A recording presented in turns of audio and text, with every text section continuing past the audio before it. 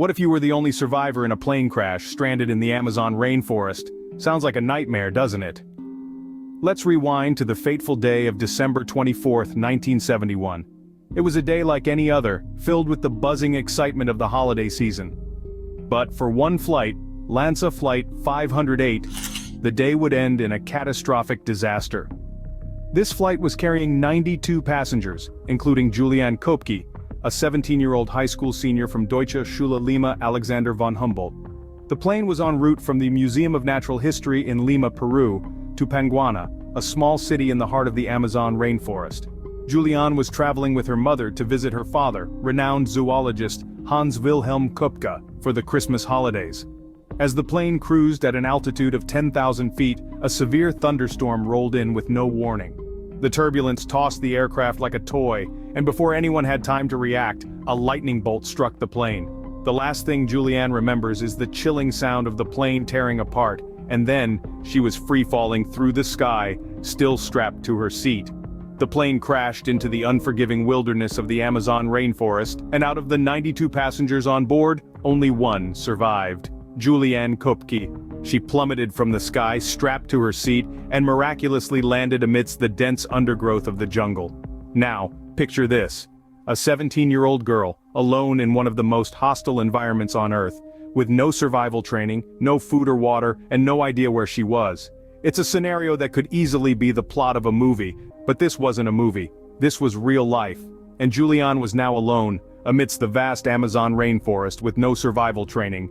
That's where Juliane found herself. The unthinkable had happened, and the real battle for survival was just beginning. So there she was, amidst the wreckage, injuries, and the daunting jungle. What do you think she did next? Juliane Koepcke, just 17 and alone in the vast Amazon rainforest, let her survival instincts take over. Despite the shock, pain, and fear, she began to draw from the deep well of knowledge she had acquired from her biologist parents. Her father, Hans-Wilhelm, had always been fascinated by the unique ecosystem of the Amazon, and he had passed on much of his understanding and respect for this environment to his daughter. They lived in Panguana, a biological research station in the heart of the Amazon rainforest, where Juliane had spent many years learning about the plants, animals, and overall dynamics of this complex ecosystem. This knowledge, which she had once used for school projects at the Deutsche Schule Lima Alexander von Humboldt, now became her survival guide. She knew she needed to find water first. Recalling her father's teachings, she followed the sound of running water until she found a small creek. Using the knowledge she gained from the Museum of Natural History in Lima, Peru, she identified edible fruits and nuts, and fished for sustenance. Each day was a struggle, filled with hunger, thirst, and fear. The jungle, however, was not a friendly place. There were dangers lurking everywhere, from poisonous plants to predatory animals. Yet Juliane faced these threats with courage and determination. She used her familiarity with the rainforest to avoid the most dangerous animals and plants, and to navigate her way through the dense undergrowth. But the struggle was not just physical. The isolation, the uncertainty of her situation, the constant fear. All these took a toll on her mental strength. Yet she refused to give up. She knew she had to survive, to tell her story, to make sure that the world knew about LANSA Flight 508. For 10 long days, Juliane battled her way through the jungle, determined to survive. And her perseverance would finally pay off. How does one keep going when all seems lost? For Juliane, it was the will to survive that kept her moving. Lost in the heart of the Amazon rainforest, following the crash of LANSA Flight 508, Juliane Koepcke had to rely on her instincts and the wisdom ingrained in her by her father, Hans-Wilhelm. Hans-Wilhelm, a biologist, had spent a considerable part of his life exploring and studying the Amazonian wilderness. His teachings were now the only lifeline for Juliane. She was alone, but not completely unprepared. In the midst of despair, Juliane stumbled upon a small stream. Remembering her father's advice, she decided to follow it. He had always said, small bodies of water lead to larger ones, and larger ones usually lead to civilization. Driven by this ray of hope, she decided to trace the stream, despite her exhaustion, injuries, and the looming threats of the jungle. Days turned into nights, and nights into days. As she trudged along the stream, her journey was a test of endurance and willpower. Her faith in her father's words was her compass in this unwelcoming wilderness. And then one day, a sight for sore eyes. A boat. A small abandoned boat, and a humble shelter nearby. It wasn't much, but it was a sign of human existence. The sight of the boat filled Juliane with an indescribable joy. It was as if she had found a treasure in the middle of nowhere. The boat and the shelter were like a beacon, cutting through the darkness of her despair. She had found hope in the face of overwhelming odds. Despite the dangers that lurked in every corner of the rainforest, she had survived. She had clung onto life, driven by an unyielding desire to live.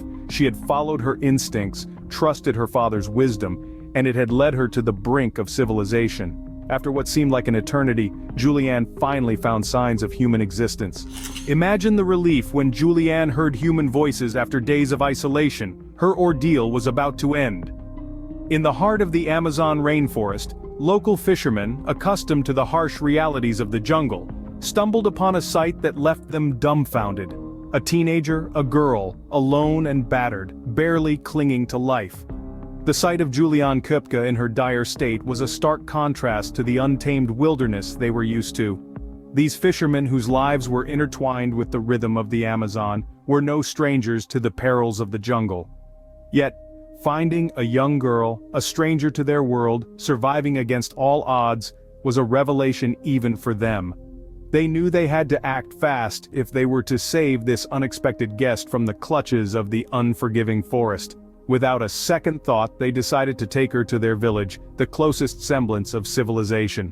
The journey was treacherous, navigating the dense undergrowth and the winding, unpredictable river, but they were determined. It was a race against time, a race they were not willing to lose. Once they reached the village, the villagers were astounded.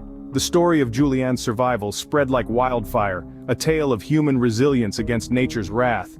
The villagers did what they could, providing her with food, water, and rudimentary medical care, but they knew she needed more.